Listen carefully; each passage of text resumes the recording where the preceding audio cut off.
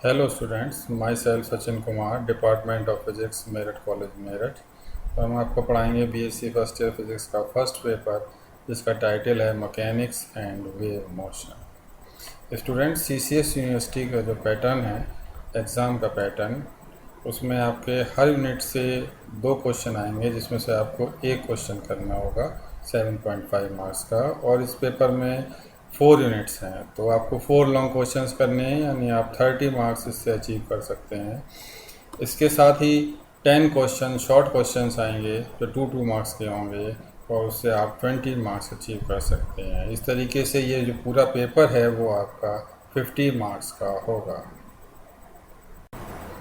Mechanics and wave motion की first unit में जो पहला टॉपिक है वो है आपका फ्रेम ऑफ रेफरेंस।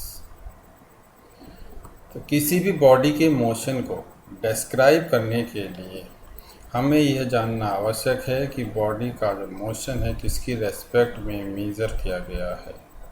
अगर हम किसी रिजिड बॉडी से अटैच्ड एक कोऑर्डिनेट सिस्टम को एज्यूम करें और किसी पार्टिकल की पोजीशन को स्पेस में इसके सापेक्ष डिस्क्राइब करें, तो ऐसे कोऑर्डिनेट सिस्टम को हम कहते हैं frame of reference. Simplest frame of reference जो है आपका एग्जाम्पल उसका कार्टेशियन कोऑर्डिनेट सिस्टम है, जिसमें पार्टिकल की पोजीशन को किसी पॉइंट पर 3 कोऑर्डिनेट x, y, z से डिस्क्राइब करते हैं। पोजीशन वेक्टर किसी इंस्टेंट पर जो पार्टिकल का होगा वो कितना होगा, आपका vector r equal to xi plus Y J plus Z K, जहाँ आई जे के आपके क्या हैं, यूनिट वेक्टर्स हैं तीनों एक्सिस के अलॉन्ग, यानी x एक्सिस के अलॉन्ग आई वेक्टर, y एक्सिस के अलॉन्ग j वेक्टर और z एक्सिस के अलॉन्ग k वेक्टर। किसी पार्टिकल के फुल मोशन को डिस्क्राइब करने के लिए पार्टिकल के हर इंस्टेंट पर हमें उसकी पोजीशन का जानना आवश्यक है, अर्थात पोजीशन वेक्टर r जो है पार्टिकल का, वो आपका टाइम का फंक्शन होना चाहिए। अगर वो टाइम का फंक्शन है r, तो हम पार्टिकल की वेलोसिटी निकाल सकते हैं। वेलोसिटी जो होती है वो क्या होती है, आपकी rate of change of displacement v equal to D R upon D T.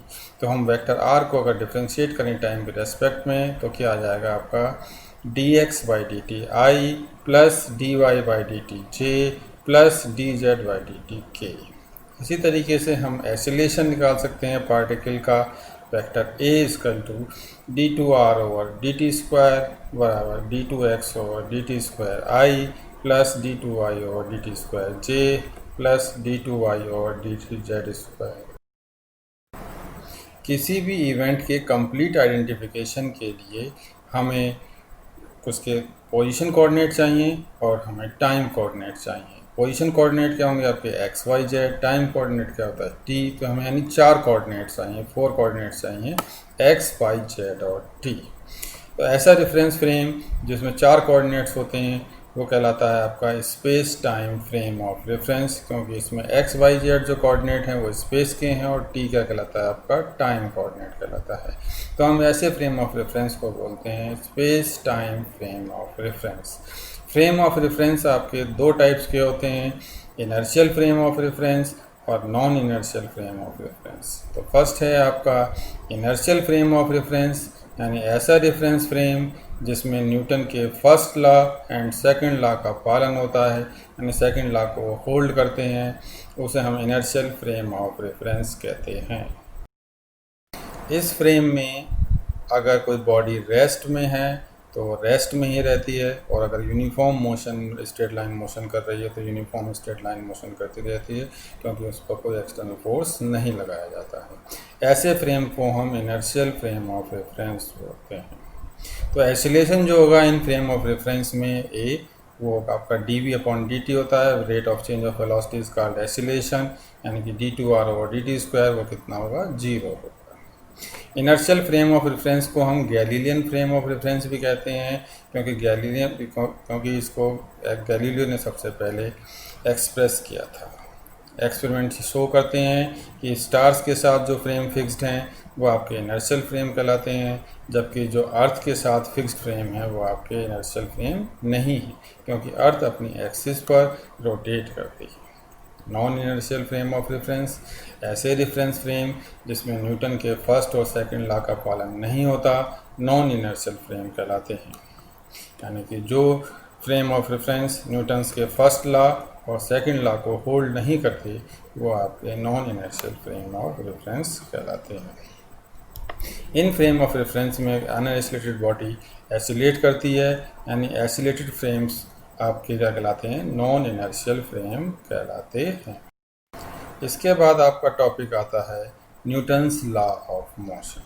तो न्यूटन्स ने 3 लॉ ऑफ मोशन स्टेट किए हैं, जिसमें फर्स्ट लॉ जो है वो कहलाता है आपका लॉ ऑफ इनर्शिया, यानी कि कोई बॉडी अगर रेस्ट में है तो वो रेस्ट में ही रहेगी, और अगर यूनिफॉर्म मोशन कर रही है स्ट्रेट लाइन में तो यूनिफॉर्म मोशन करती रहेगी जब तक हम उस पर कोई बाहर से एक्सटर्नल फोर्स नहीं लगाते हैं। ये फर्स्ट लॉ है और ये कहलाता है आपका लॉ ऑफ इनर्शिया। दूसरा लॉ है लॉ ऑफ फोर्स। पार्टिकल के मोमेंटम का टाइम रेट पार्टिकल पर लगने वाले नेट फोर्स के इक्वल होता है, और ये फोर्स की डायरेक्शन में होता है। मैथमेटिकली हम कह सकते हैं F = dp/dt, वेयर p जो है आपका वो मोमेंटम है। मोमेंटम होता है मास इंटू वेलोसिटी, यानी कि m/v। सो हम p की वैल्यू को पुट कर देंगे तो F बराबर हो जाएगा d/dt mv। Since mass is constant तो m आपका बाहर आ जाएगा, m × dv/dt, and dv/dt rate of change of velocity is called acceleration. तो हम इसको बोलेंगे F = ma, वेयर a आपका क्या है, पार्टिकल का एसिलेशन। तो डायरेक्शन जो होगी फोर्स की सेम होगी जो एसिलेशन की है। अगर मास आपका कांस्टेंट है तो फोर्स इसके इक्वल होगा मास टाइम्स एसिलेशन।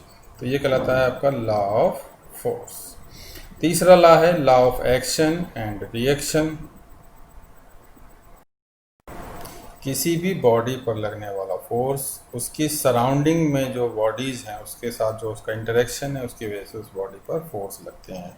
हम पाते हैं कि जब एक बॉडी किसी दूसरी बॉडी पर फोर्स लगाती है तो सेकंड बॉडी भी आपकी फर्स्ट बॉडी पर उतना ही इक्वल एंड अपोजिट फोर्स लगाती है। दोनों की लाइन ऑफ एक्शन जो होती है वो सेम होती है।